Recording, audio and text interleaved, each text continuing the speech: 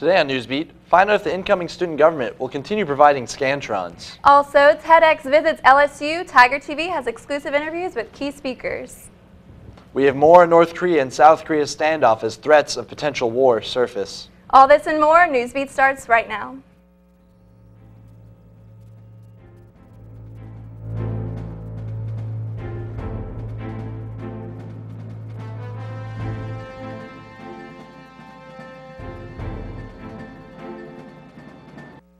Good evening and welcome to Newsbeat. I'm Stephanie Caprara. And I'm Jake Robles. Thanks for joining us. The power of the idea sweeps across LSU's campus as TEDx brings together speakers, students, and organizations. Tiger TV's Dominique Turnbull takes a look at the event's lingering impact. Speaking event TEDx came to LSU this Saturday. Speakers from LSU and the Baton Rouge community delivered their ideas about new methods and ways to make various aspects of society more efficient. This was LSU's first year hosting TED Talks. One of the TED Talk speakers and the founder of Bike Baton Rouge, Mark Martin, speaks about how riding bicycles can be a better transportation alternative. When you get down to the thing about riding the bike, okay, your health is better. You're actually happier. I mean, literally happier. We don't screw up the environment so much.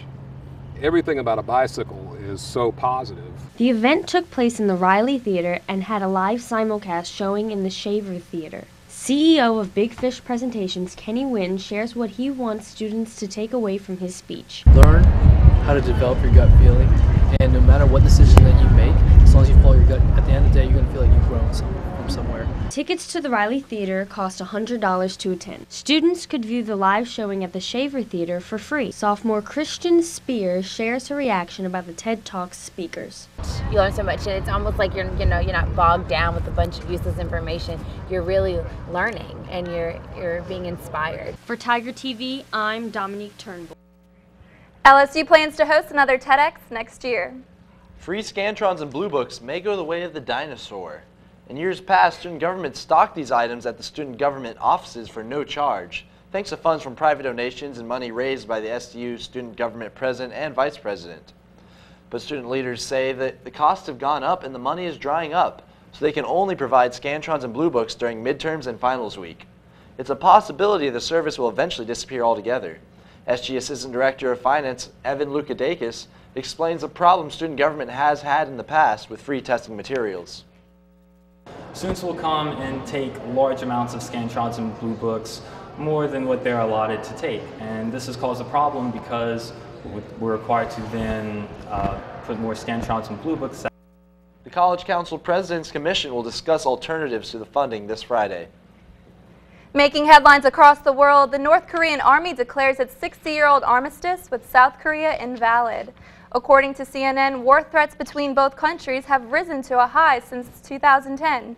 The armistice kept an uneasy peace between the countries, but North Korea ended the truce in response to UN sanctions over the country's continued nuclear tests.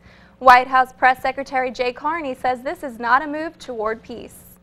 We are certainly concerned by North Korea's bellicose rhetoric, and the threats that they have been making follow a pattern designed to raise tension and intimidate others.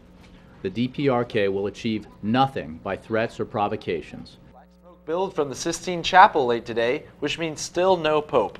Experts say it's not unusual for the conclave, which consists of the 115 cardinals who elect the new pope, to not reach a decision after the first round. The new pope would need to snag 77 or 2/3 of those votes. When that happens, we'll see white smoke pouring from the chapel chimney. All right, well, school threats on social media are raising concerns for parents and students. Reporter Farrah Reed explains one police department doesn't take the virtual threats too lightly. A potential social media threat at Zachary High had officials on edge last week. Ended up being a student here making another threat, bringing a gun to school. Zachary Police Detective Ty Stevens says the department often monitors social media sites for possible threats. We're going to do everything in our power to keep the kids safe at school. He says all threats are treated seriously. We investigate them all. It takes a lot of work and a lot of man hours. Now they're taking it a step further.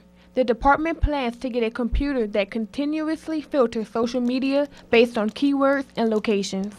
And you could put in search tools and it just constantly searches And whenever something matches your search terms, it notifies you. LSU Assistant Professor Jensen Moore teaches strategic communication.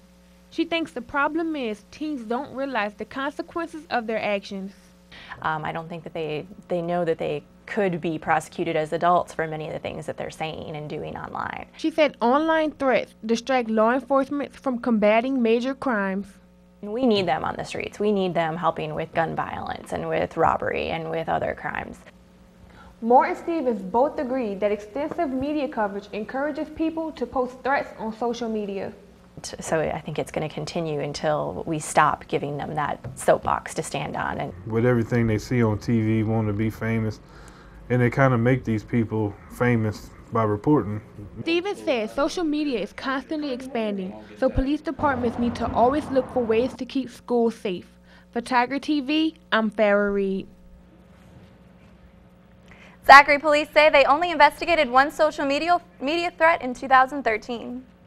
Baton Rouge Downtown Library might be getting a facelift. According to the Advocate, plans have been made to change the floor plan of the public library. Plans include the first floor having a vending and serving area, stairs to a rooftop terrace, and a flexible studio space for arts and crafts. All right, Jake, well, I don't know about you, but it's getting a little too cold out there, and hopefully it starts to warm up soon. Chief Meteorologist Robert Gautreaux III tells you what to expect after the break. Stay with us.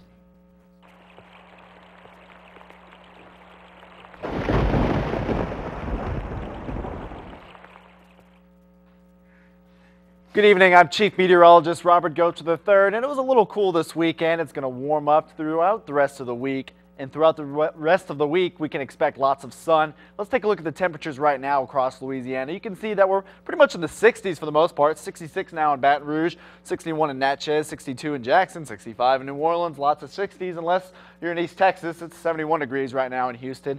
We're going to cool down a little bit into the 40s actually. You can see tonight we can expect a 40-degree low and mostly clear skies. You can check out the comet. It should be by the moon tonight. North wind of 5 miles per hour. Tomorrow we can expect like it was today. Beautiful, sunny, a little bit warmer though. 65 degrees, clear skies. North wind again around 5 to 10 miles an hour. The rest of the week on the 5-day forecast, you can see lots of sun, maybe a few clouds on Friday, but we'll eventually warm up out of the 60s into the 70s by Friday.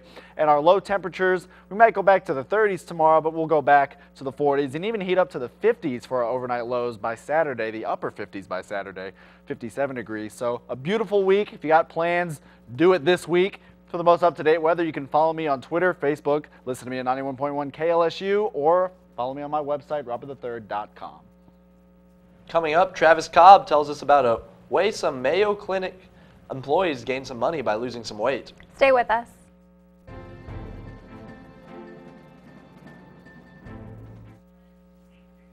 Welcome back to Newsbeat. I'm Travis Cobb, filling in for Sarah Gassnell. Here's your weekly dose of MedWatch.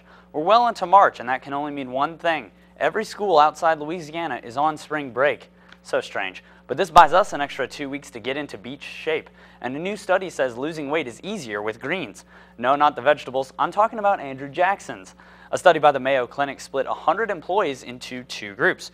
One group received $20 for losing every pound that they lost, and the other group didn't get any money at all. The group with financial incentives did have to cough up $20 for every pound they did gain. Thank goodness I'm not in that group. The camera adds 10 pounds as it is. I can't just throw away $200. While we're talking about spring, have you noticed the warmer weather Robert was talking about earlier? Normally that's fine, but for people like me, the change of seasons brings on the season of sneezes. And research says the temperature rises associated with global warming are going to double pollen counts worldwide by the year 2040.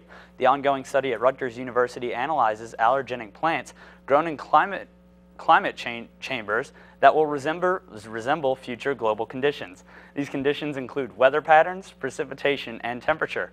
For the researchers, I can only hope the conditions include tissues and a way for people to properly pronounce words. Shifting gears, for years, aspirin has been known to provide many different health benefits for heart, head, and body aches. But now a Stanford University study finds a connection between continued usage of aspirin and melanoma, a form of skin cancer that is rising. Aspirin users were less likely to get melanoma than those who did not take aspirin. The study looked at almost 60,000 Caucasian women from ages 50 to 79 because melanoma risk increases in people with less skin pigment. While the study says this isn't proof that aspirin directly lowers the risk, it's certainly a good step forward. Thank you for watching this week's Shot of MedWatch, and don't forget to check in next Tuesday. Back to y'all at the desk. All right, thanks a lot, Travis. That's all the time we have for Newsbeat today. Make sure to connect with us on the web. You can find all of LSU's latest and more on our website, tigertv.tv. You can tweet us at LSU Tiger TV. Thanks for watching and have a great evening, Tigers.